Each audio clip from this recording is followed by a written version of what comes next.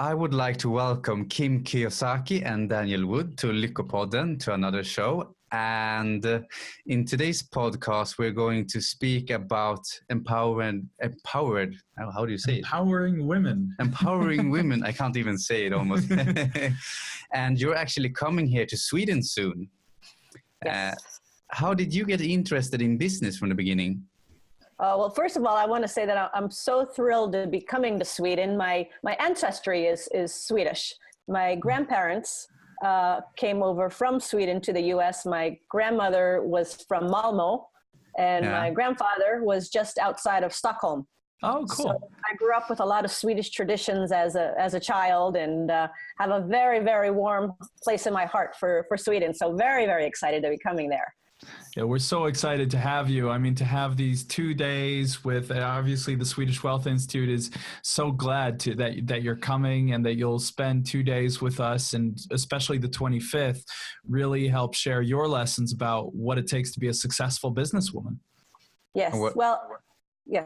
Go on. I was just going to say, a lot of people wonder, you know, we're doing the October 25th as a women-only event. And the reason we're doing that is because I really believe that the future depends upon strong women. And in my experience from my grandmother and my mother and the women I've met in Sweden, I've been there a couple times, the women of Sweden are very, very strong, powerful women. And so right now in the global world, it's pretty much a mess. Countries, the U.S., and it's all connected. So the reason I come is I educate and I encourage women to really take charge of their financial life, but really to be a role model and to take on a larger role for women and to be that role model for young women and women throughout the world. And I think the women of Sweden are set up in a very, very good position to do that.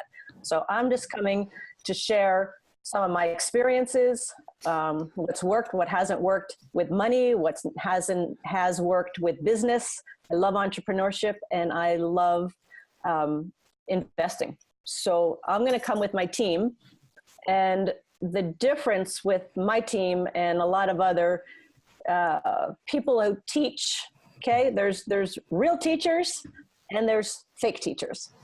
Yeah. So a lot of academia is filled with fake teachers. They talk about things they've never done. So my team, I'm coming with 3 other women, Seal Stanford, Rhonda Jaggers, and Lisa Lannon. We are all entrepreneurs. We live, breathe, sleep entrepreneurship every single day. We're also, several of us are investors as well. We do it every day. I was just on the phone and right before I came here talking about a business deal. And then I'm off. Once I get off of here, I'm going to go meet with my commercial broker. We're working on a commercial deal. So it's fun. We're just going to share. We're going to get together as women, leave our roles of wife, mother, business person, daughter at the door. And we're going to be really open to talk about issues that women face when it comes to money and when it comes to business. And we're going to be very forthright, very open, and really, really listen to what all the women have to say. Yeah, that's amazing. And I have to say, I mean, in the Swedish Wealth, I happen to be our representative here today, but 2/3 of our organization is women. And my wife is a very powerful businesswoman. We're having a baby in about a week or 2. And so that's why I got the honor to be on the call, which I think is awesome because it's an honor to speak to you. But it is really one of those things about business right now is really about building communities, not just selling products. And women are generally better at building a community and being that nurturing spirit that I think is really coming into business now more than ever. Yeah, what? Go ahead. No, go ahead, Fredrik. What I liked about your book, like The Rich Woman, is the quote that it's not about being stronger than men, it's about being strong, and that both are equal, not being better or worse or anything in between. And the thing that I like about what you're teaching is that I have one friend and her girlfriend couldn't afford a divorce. I was actually speaking to one of your partners also, that a lot of people go to the bank asking, can we afford a divorce? And they can't. Yes. Because their economy is so bad. And just when a person I spoke earlier to, she gives away all the things that has to do with money to her husband. But the problem is, if they aren't together, or if he dies, or whatever could happen, she will not be able to make it. And that's so sad. That's why I love what you're teaching, because it's so important to have that to be financially safe in that way. Yeah, great point, Fredrik, because I talk to a lot of women who are in similar situations. And what happens for a lot of us is, first of all, not only are we not taught about money in school, I mean, men and women, but women also are not even expected to know much about money. We're kind of taught to depend upon a husband, a family member, a father, or the government to take care of us financially.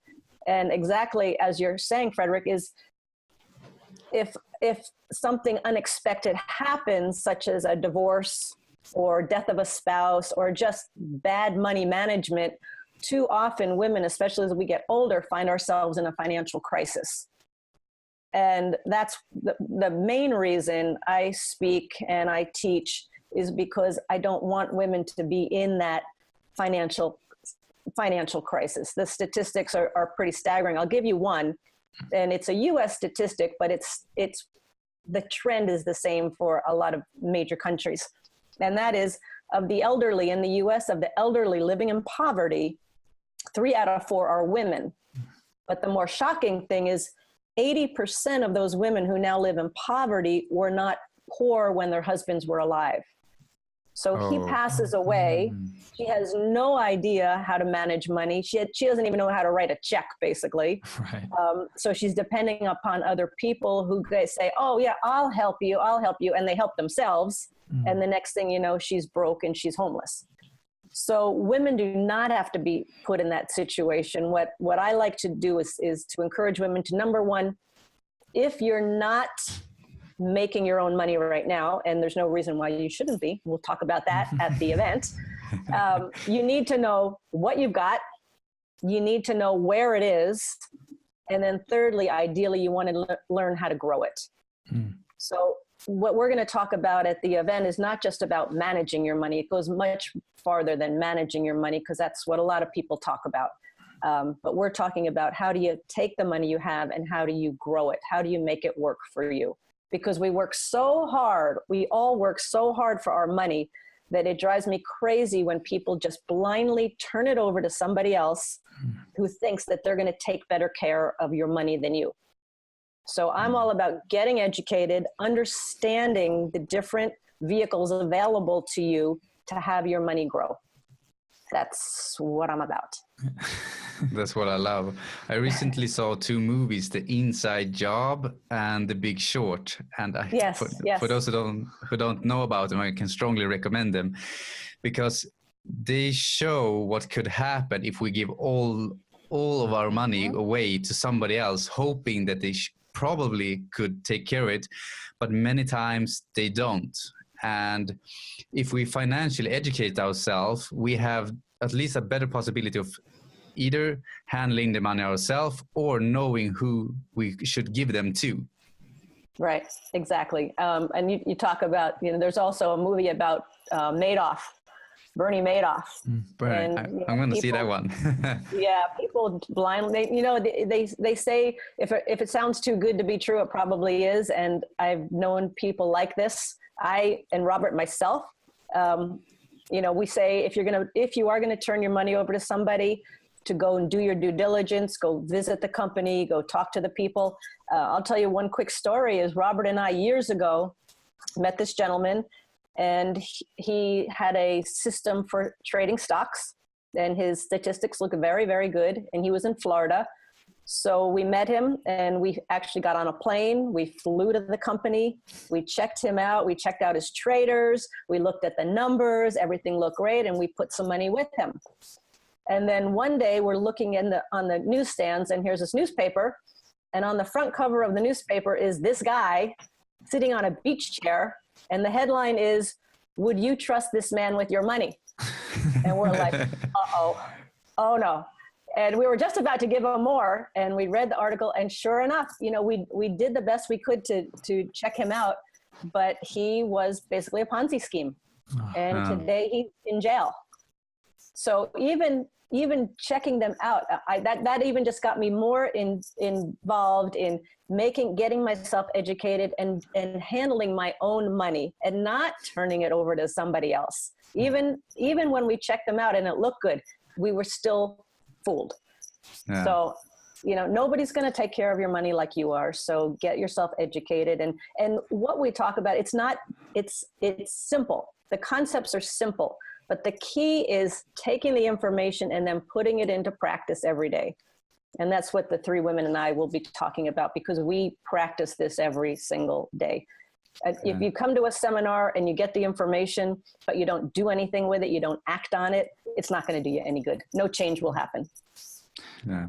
I mean, one of the questions I know a lot of people had when they knew we were having this webinar and this chance to talk to you was really like, what is a day in your lives now? What do you guys do all day now that you've done all you've done and you've been everywhere you've been? Well, I'll just tell you, yesterday I arrived in the morning from Buenos Aires. Robert and I and some of our advisors did an event in Paraguay, and then in Buenos Aires, Argentina. Did two-day events. It was fantastic. So I just got home yesterday morning at like 9 a.m. and did a few things. And this morning I woke up and I had a very important business meeting with our CEO of our company. And now I'm talking with you. And then I have a real estate meeting this afternoon. So every day is totally different. And what's fun is when we were in the startup, you need to sometimes, as you're building your business and you're building your investments, oftentimes you have to do things you don't really want to do. But for the big picture, because you want that big picture, you have to do some of the things you don't want to do. So now we're very, very fortunate, because a lot of the things we do is because we want to do them, not because we have to do them.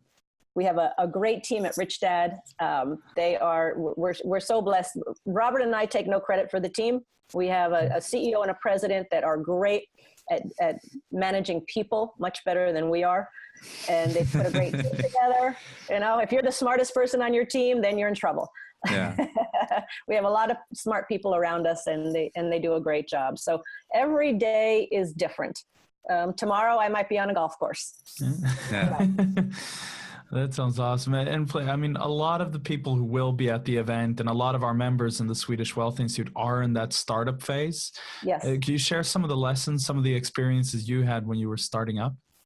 The startup is the most fun for me, because that's where the real creativity happens. And just a very quick story about Rich Dad. When we started with the cash flow board game. And we were trying to figure out what do we want to do next. We had sold our last company to our partner. We're trying to figure out what do we want to do next. And we were thinking, well, maybe Robert will go do his thing. I'll go do my thing. And then we decided we love playing games and we love teaching people about money. So in 1994, Robert and I were financially free. And a lot of people think, oh, they must have had millions. We must have had millions of dollars in order to be financially free. And that was not the case. We very simply had $10,000 of cash flow coming in from our real estate investments, our rental properties, but our living expenses were only $3,000 a month.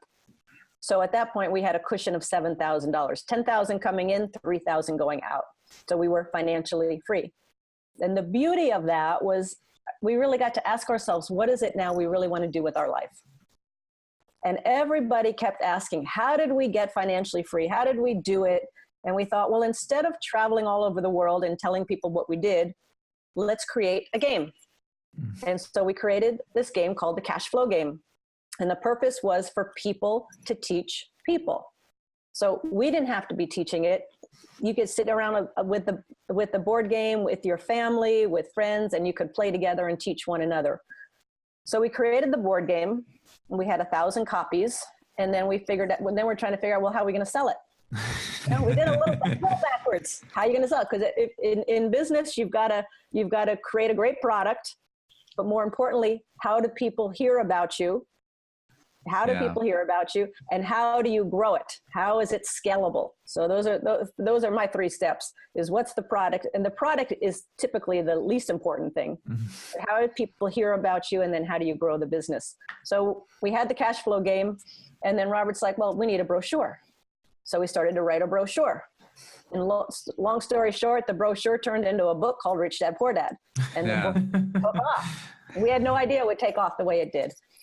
And so we named our company Cash Flow Technologies because we were all about cash flow. That's what we were teaching. We had the game. And one day, so the book now is in 50 countries, and today it's in 80 countries. But at the time, it had taken off. It was doing very, very well. And a friend of ours in Australia came up to us and said, "You've misnamed your company." And we're like, "What are you talking about? We're all about cash flow, and that's what we teach." And he said, no. Most people don't think of cash flow as cash flowing in. They think of cash flowing out of their pockets. Really? And we're like, he goes, what's the most successful thing you have? And we said, Rich Dad, Poor Dad. And he goes, that's your brand. Your brand is Rich Dad, not cash flow. And of course we went, lights go on. And so that's just one simple lesson, is that, you start going and it's not, there's no straight lines in business. You start to, maybe here's your goal, but as you go to your goal, you're going to go right, left, sideways, backwards, up, down. And eventually you just keep paying attention and you keep creating. You keep creating every day. I love entrepreneurship. I think it's like your fast track to personal growth. Because you're facing obstacles, you're facing problems, you're facing situations every day that you have to solve the problem or be very creative, and you have to think way outside the box often if you got to do it differently. So anybody who has started a business, I would encourage them to keep going and keep growing your business because I think it's the best game in town. Yeah. What I like about what you and Robert stands for is growing yourselves too. Is that you can't put more content in before you change the context, how people think and how people see and look at themselves. Correct. It's all about context, and that's why at the program, on October 25th, where my team comes in, a lot of the teaching we're going to do is going to be about you. Because if you don't change this, nothing else changes. So for me in business, it's a combination of business skills and personal skills, personal development, personal growth. So we'll talk about a lot of that. So for example, there's a statistic I came across recently, and it said that hang on, let me just fix this here. It said the good news was the fastest growing sector in the world of business was women-owned businesses, fastest growing sector. But 68% of those women-owned businesses only make about $24,000 a year, so $2,000 a month. 90% of those women-owned businesses have only one employee per. So for a lot of women, when they start a business, it's like a good idea, it's a hobby, it's a way to make extra cash. But I would like to challenge the women that if you're going to start a business, to start thinking much bigger. And that starts here. And when you talk about changing your context, Fredrik, it's we all have filters and we all have opinions and we have our values and our ideas. And sometimes those hold us back. Sometimes we have to expand our mindset and see other ways of doing things. And a lot of it goes back to, what you were taught as a kid. Some people were taught money was bad. I hear all the time, oh, I'd rather be happy than rich. I'm like, why in the world would you have to be one or the other? Why couldn't you be both? Yeah. So we teach people to be happy and rich. Well, that's a good value to get out of a day, right? Yeah. But I think that sometimes I hear that I rather have my health or money or love or money, but it's like we're comparing something that you can't have both of them. But I'm thinking somewhere people are taught that money are bad. So they believe that they have to sacrifice other things to get it. And two things, the two primary things, what I notice is that either some people don't earn money at all or struggle earning money, or they sacrifice their family or their love or their health to get it. And then they're wondering why they aren't happy. Yeah. That's, you know, that actually goes back to the very first lesson of Rich Dad, Poor Dad, which is the rich don't work for money. You know, Robert and I have never started a company where the goal was to make money.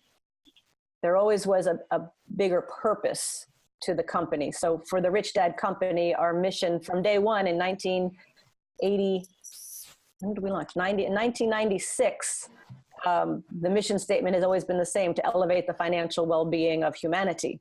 That's always been the game. That's always been the drive. So it hasn't been about making money. And so I would say this, because I hear a lot of people, especially younger people like millennials, and they'll say, I just want to do meaningful work, which is great. And I think we all should do meaningful work. You know, who wants to go to work every day at something you don't like and spend 8 hours, yes, and meaningless, and doing work that doesn't satisfy you and doesn't fulfill you? That's just such a waste of a life. So I'm all for finding work that's meaningful, but if you really want to do meaningful work, then it has to reach a lot of people. We have a saying at the Rich Dad Company: the more people I serve, the more effective I become. So if you really want to do meaningful work, then in order to do that, you have to reach a lot of people. In order to reach a lot of people, you've got to build a successful business. And if you build a successful business, you're going to make a lot of money. Yeah. So it's not the money that's bad. You know, it's how you make your money. If you're making your money, you know, selling drugs or you know, doing illegal things, then yeah, that can be not such a great thing. But if you really want to make an impact on the world, and this is what we'll be talking about a lot during the event we're doing in Sweden, if you really want to make a dent in the world, if you want to make a difference in the world, then you've got to have the financial skills and the business skills to know how to take that meaningful idea that you have. Number one, you got to find out what it is. Yeah. So one of the things we're going to focus on is finding out what is that meaningful thing in your life. What is important to you? Because a lot of times it's when you ask, especially a woman, when you ask her, what do you want? A lot of times she doesn't know, because she's so busy taking care of the kids, the family, the business, the husband, the parents. You know, she's so busy doing all of these things that she oftentimes puts everybody else first and puts herself last. So when you ask a woman, what do you really want in life? Oftentimes she doesn't know. So we're going to talk about how to get clear on what it is you want, and how to tap into what really at your core is most meaningful to you. And then how do you take that, what's most meaningful, and turn it into a worthwhile, purposeful game to play in life? Because I think if everybody was playing a game in life, a business, whatever it is, charity, community, whatever it is, if they were doing something that was worthwhile and purposeful, then life would be pretty good. They wouldn't be dreading going. They'd be motivated to get up in the morning, motivated to go help people, motivated to go learn how to grow it and how to be bigger. So that's a lot of what we're going to be focusing on, is what is that thing that's most meaningful, and then how do you turn that into a really worthwhile game that you want to play in life?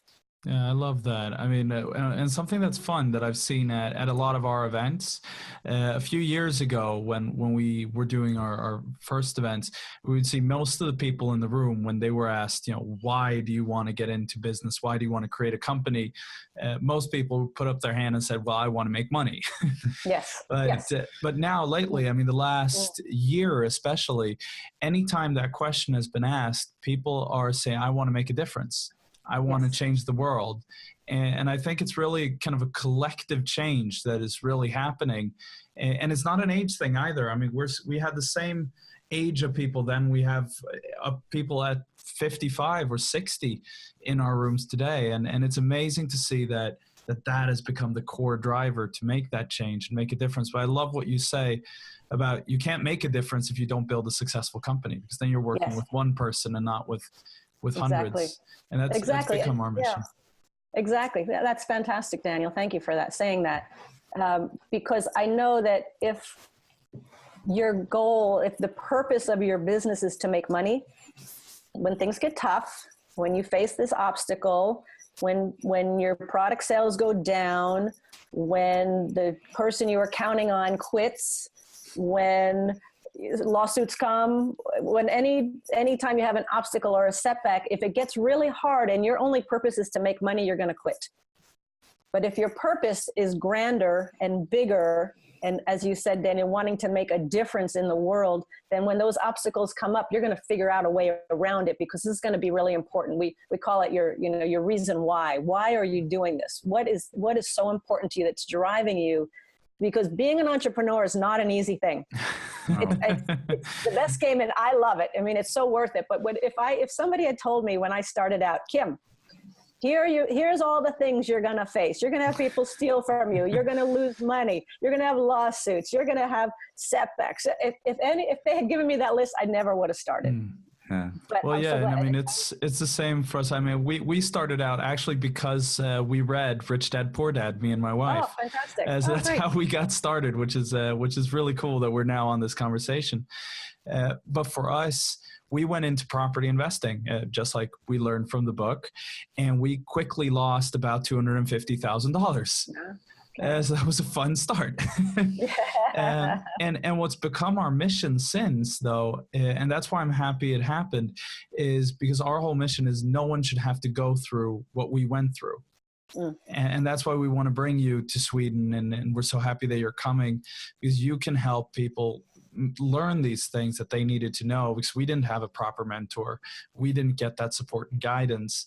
And I think that is where the difference is. You need someone to kind of show you the way. Yeah. Oh, well, thank you.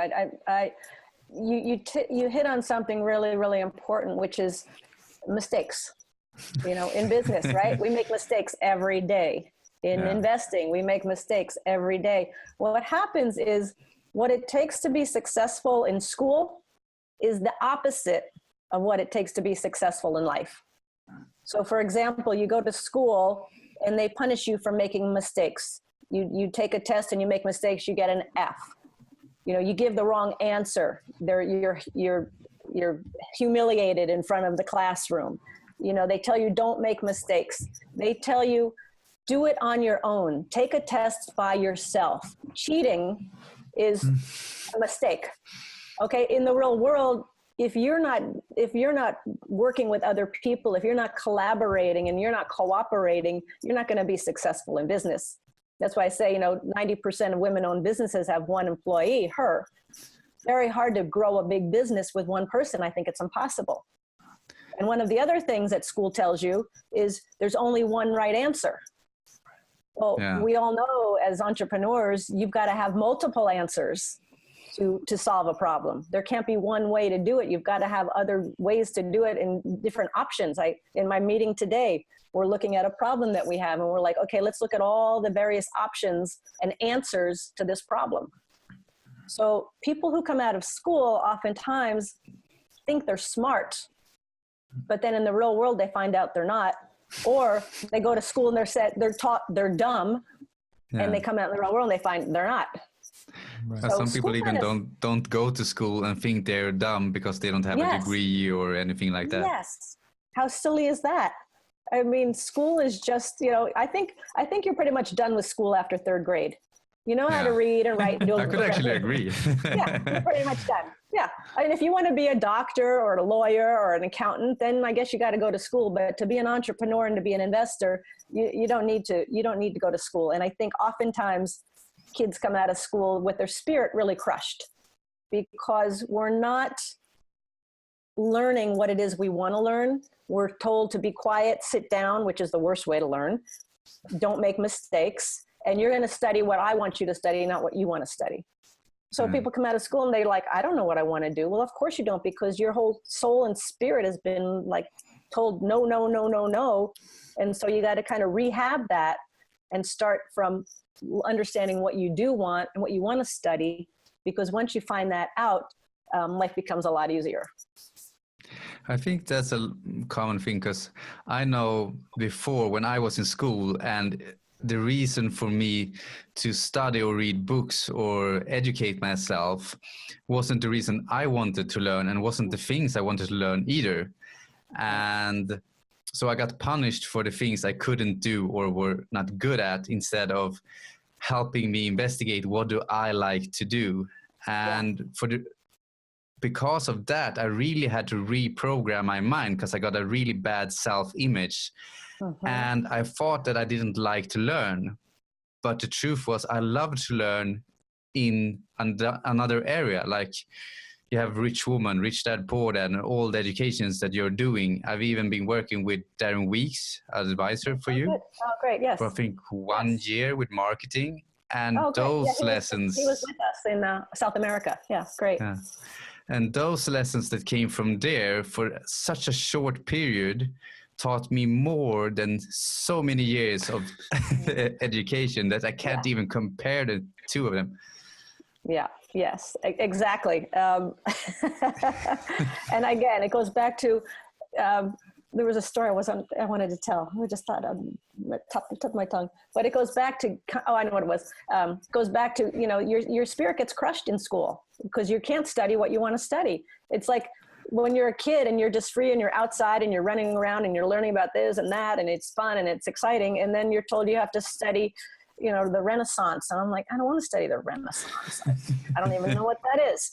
But for me, I went through the same thing, Fredrik, because I came out of college and I went to school at the University of Hawaii. So you can tell I was very serious about academics. Had a great time. I had a great time. But I came out of school not wanting to set foot in another classroom again. I was done. I was so tired of school. I did not like it.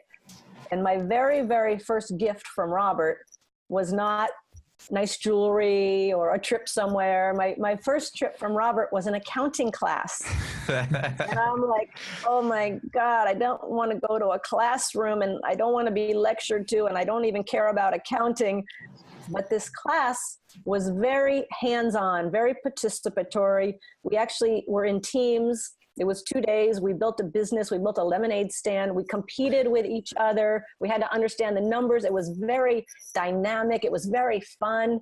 And just as you said, Fredrik, it ignited that love of learning. I found out I love to learn, but it was that I wasn't learning what I wanted to learn. Yeah. So in our seminars, well, we play games. We have a lot of discussion. It's very active. Because it's an opportunity. This is what I love about in the seminar. It's an opportunity for you to spend a whole day, actually 2 days, focused on you and what you want, and focused on how to grow what you want. I mean, how often do we really take the time just to focus on ourselves and learning about how we can implement this or that into our business or into our personal life or into our investing?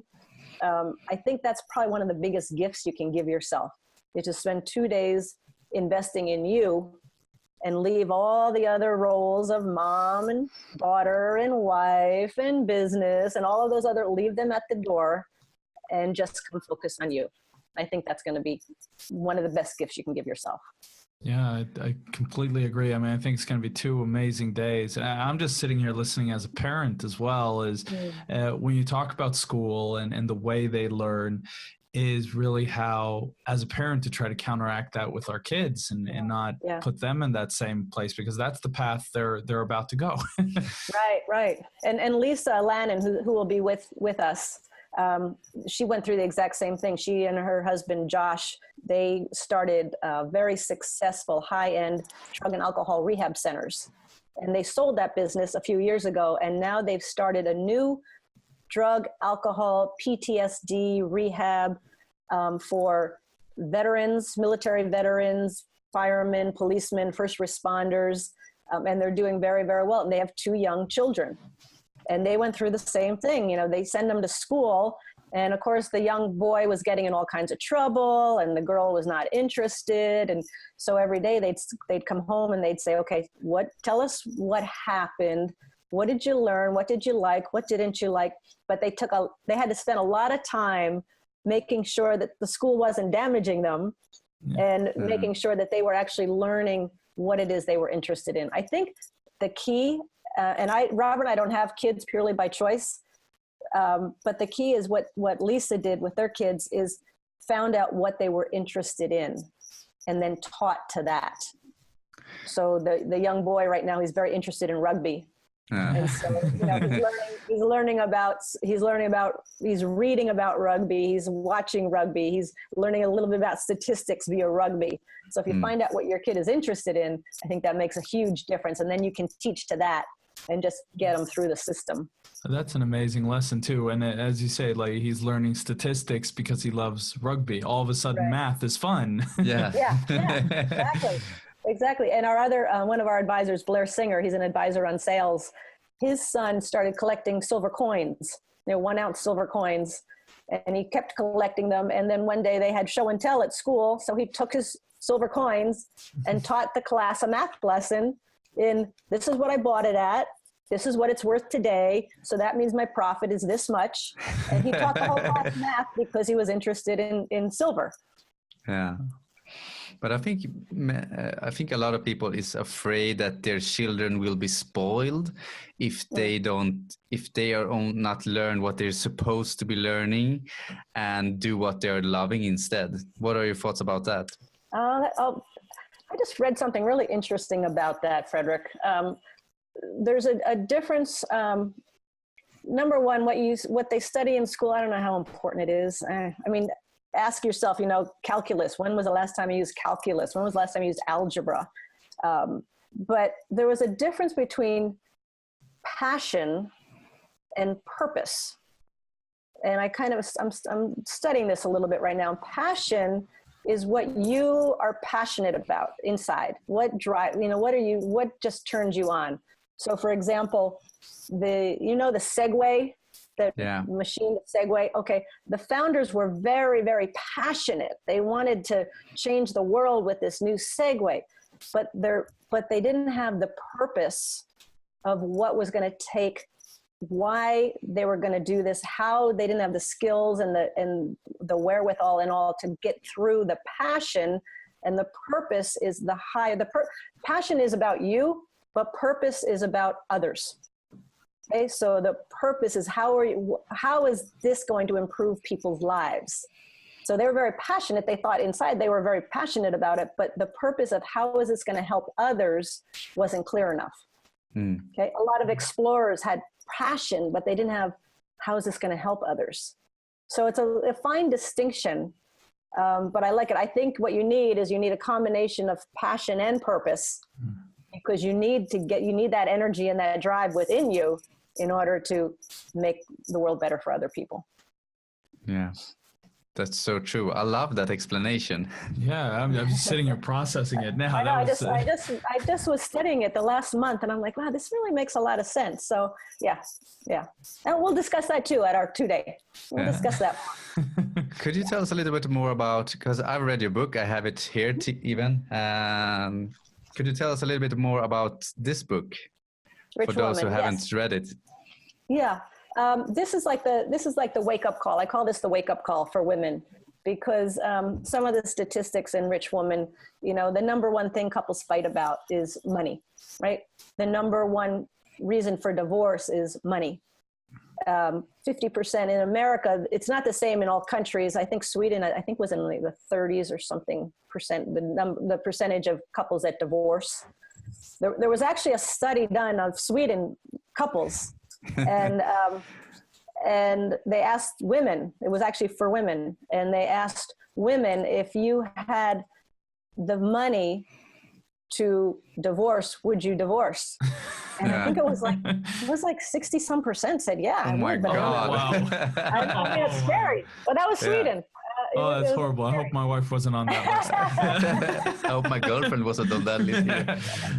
No, that's why also too, Robert and I always encourage couples when you get together, to learn together and study together, because too often, you get together and you have the kids and then they grow up and they leave, and they kind of, the husband and wife kind of lose track of the purpose for them being together. I think every marriage should have a purpose.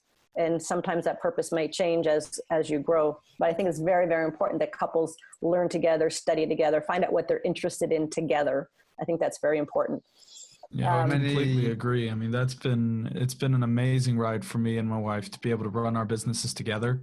And I think it's as you and Robert, I'm sure you sit every day at the dinner table and you talk about business. And can you imagine if you weren't doing it together? I mean, you would want to kill the other person. Just can't talk about anything else than your company. That's right. No, we do. There's no separation of business and investing and personal. But I knew, even before I met Robert, I knew I wanted my life partner to be my business partner. I loved business.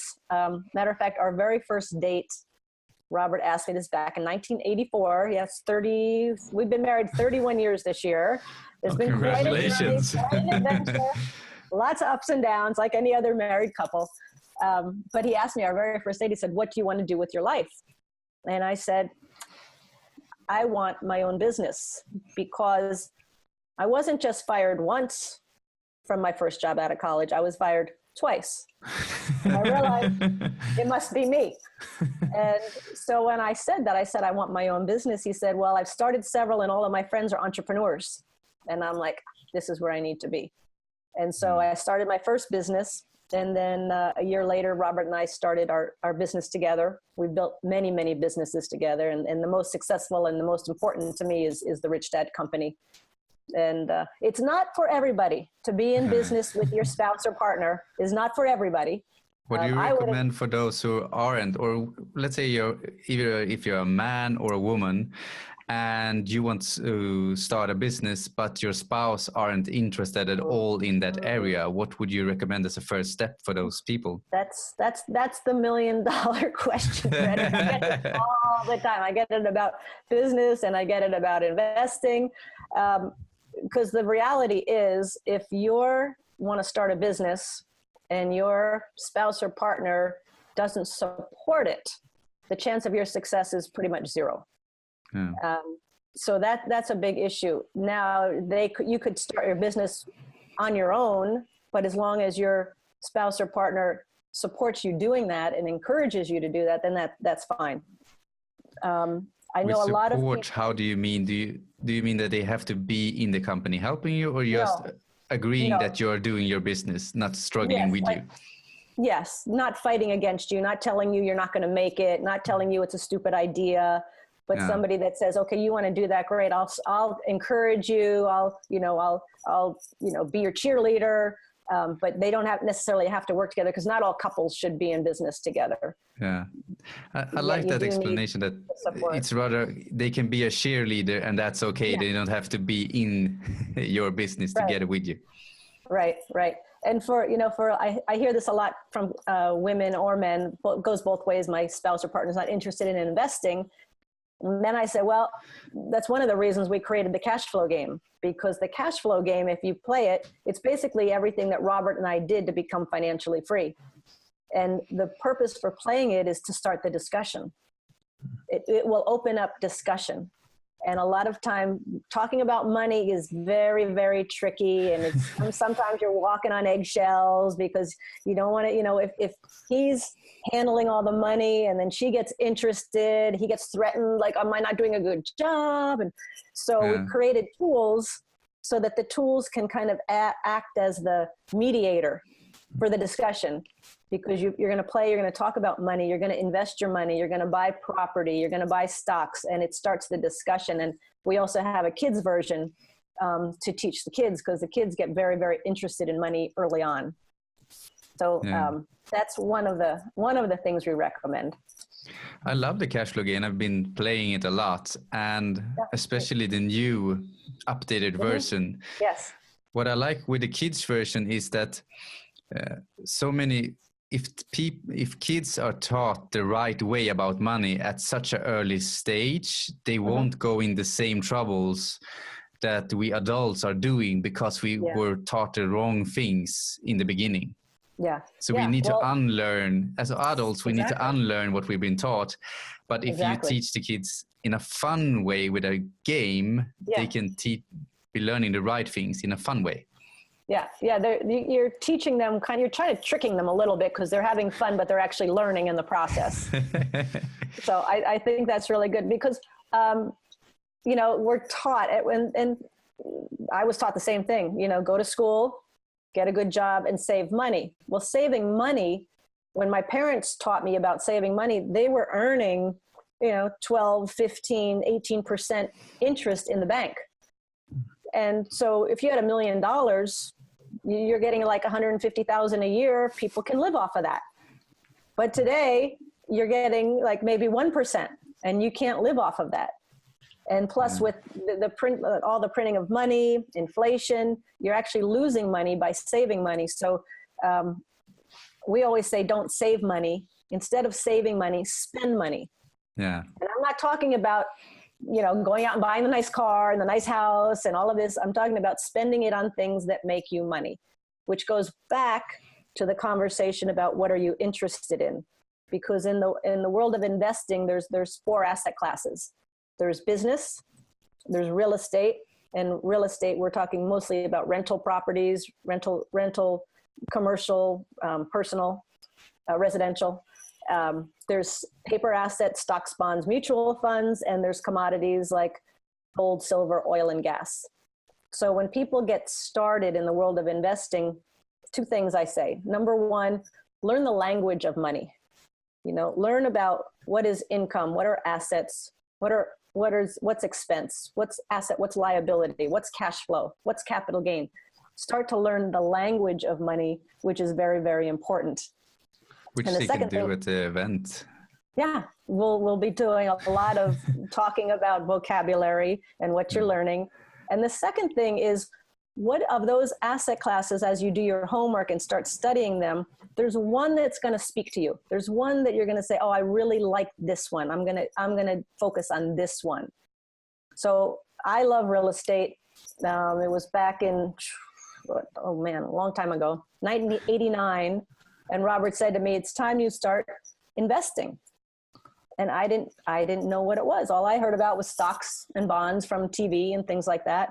So he started to explain to me what his rich dad taught him, primarily about real estate. And he goes, okay, so go out there and go do it. And I'm like, what?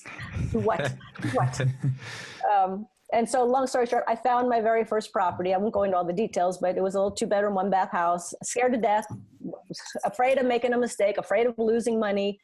But I finally did that deal. And that deal, after I paid the income, paid the expenses, paid the mortgage, the debt, I had $25 positive cash flow every month coming in. And that was my very, very first deal. But I was hooked. I liked it. I loved the game, and it hooked me from the start. And then I just started using the same formula again and again and again. And we'll talk about, there's a very simple formula for rental real estate. Very simple. It's the one I used on my little 2-bedroom, 1-bath. It's the same formula I used when we just purchased a hotel and 5 golf courses. It's the same one I used for my very favorite commercial property that every month puts $50,000 a month in my pocket. Same formula as a little 2-bedroom, 1-bath house. So it's not rocket science, but the one thing that I want to say is it takes practice. To get good at anything, you got to practice. You got to do the real thing. You can't just read a book. It's like riding a bicycle. You can't ride a bicycle by reading a book or hearing a lecture. That's a start. That should ignite your interest. But then you've got to take what you've learned. You got to practice it every single day. So the 3 women and I who are coming out to this program, Lisa, Seal, Rhonda, and I, we practice what we preach every single day. And if you're interested in starting a business, one of the things I would say is go find somebody who's doing what you want to do, an entrepreneur who's actually doing the business that you want to do. And I would go learn from them, study, maybe work for them for free, because we have too many fake teachers who talk theory, but have never put it into practice. Theory is great until something goes wrong. Then what? then you got real life to face. I know a friend of mine, he went to a course. I think he was like in college for 5 years. And he told me, because I asked him afterwards, did you learn things that you could actually use in real life? And he said that they could have it maximum 1 year, probably only a couple of months for the most basic things. because most of the things that he was taught was things that would work if the world was perfect and every human being was doing exactly what they was told to. And I would recommend for those listening to this show that even though these are new vocabularies, that don't be afraid of it. Being confused is a learning state, so we should be excited when we go like, I don't understand anything of what they're saying right now. I could recommend be excited. It's like, wow, I'm learning something new that could expand what I'm doing right now. And people going to your event, they could start from scratch. They can be minus in their bank account and they will still get something out of it. Yeah. Oh yeah. It doesn't matter where you are today. It doesn't matter what you're doing. We talk about the 4 different types of people in business: entrepreneurs, self-employed, have their own business owner, which is big business, and the investor. It doesn't matter where you are today. It doesn't matter if you have money, if you don't have money, because the most important thing is you're going to start understanding what it is you really want in life. And we're just going to give you some starting tools, a lot of vocabulary. And if we do our job right, we're going to ignite that spark that's going to motivate you to take the next step necessary. The 2-day seminar, the real learning comes when you leave the seminar, because that's when you get to take all of these tools that all these people are going to be teaching you and start practicing what it is that interests you the most. And I'll tell you, when people discover what they're interested in, you can't stop them. At that point, they become self-motivated. Nobody has to tell them what to do. They just go out there and they do it, and they start learning what they need to learn. They put into practice what they need to practice. They start seeking out answers, seeking out mentors. It's very, very exciting. So if we do nothing else but just ignite that spark, I'll be happy. I'll be happy too. I'm sure you will. And I think one of the things too that I think a lot is, as you say, you'll be in a state of confusion where you don't know and you're a chance to learn. The good thing is there's 590 other women in the room who will be in the exact same state.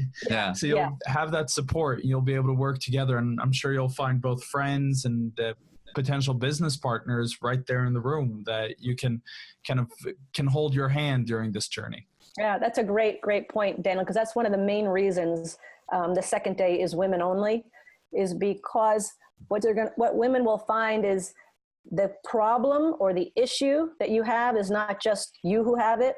We probably all have had it, or some of us have dealt with some of the problems or mistakes that some of these women have made. But what's most exciting is you get a room full of women with similar goals, similar ambitions, women that want to learn, women that want to make their lives better. And you're going to meet just in the classroom alone, there's going to be some fabulous, fabulous resources of very successful entrepreneurs, successful business people, successful people in the world of personal development, that you can make great friendships and great connections right there. But to have a group of women on the same with a mindset of wanting to learn and wanting to grow and supporting each other and having your dreams come to fruition, that's magical.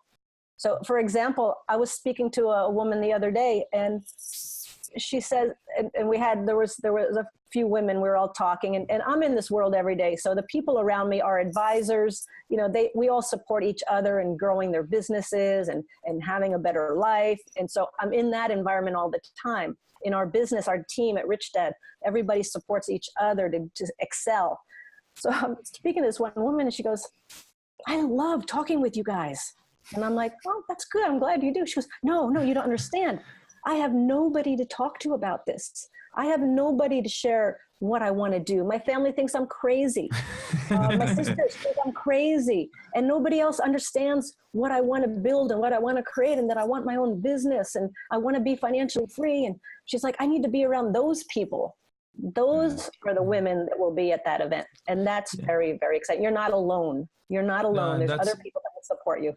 That's exactly why we created the Swedish Wealth Institute. We were alone.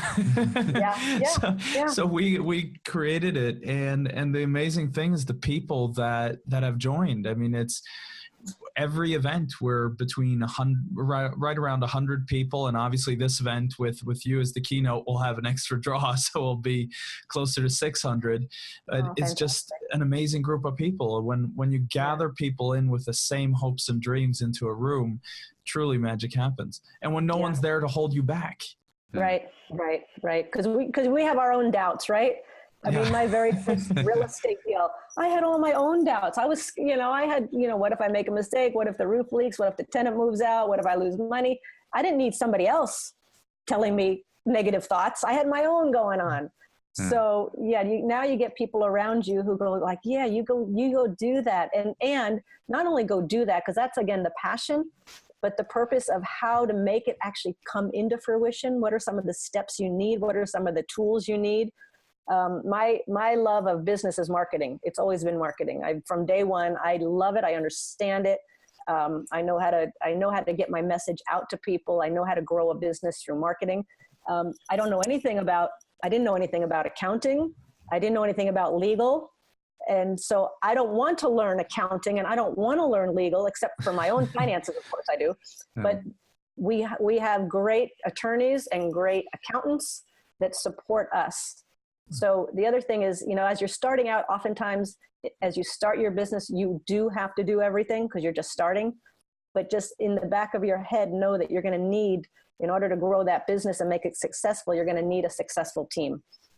And as you keep growing, your team will change because you're going to need higher and higher levels of expertise. So our advisors over the years have changed as we grow. We need advisors who are at that level as well. So our advisors support us growing and we support our advisors in growing. Right. Yeah, that's amazing. And I know before we wrap up, I just wanted to say from my wife, she wanted me to give you a little message, Gisela, because we met 2 years ago when you were in Oslo, you and Robert, and we were lucky enough to be able to go backstage and hang out a little, and we had our little newborn baby there at the time, our current youngest.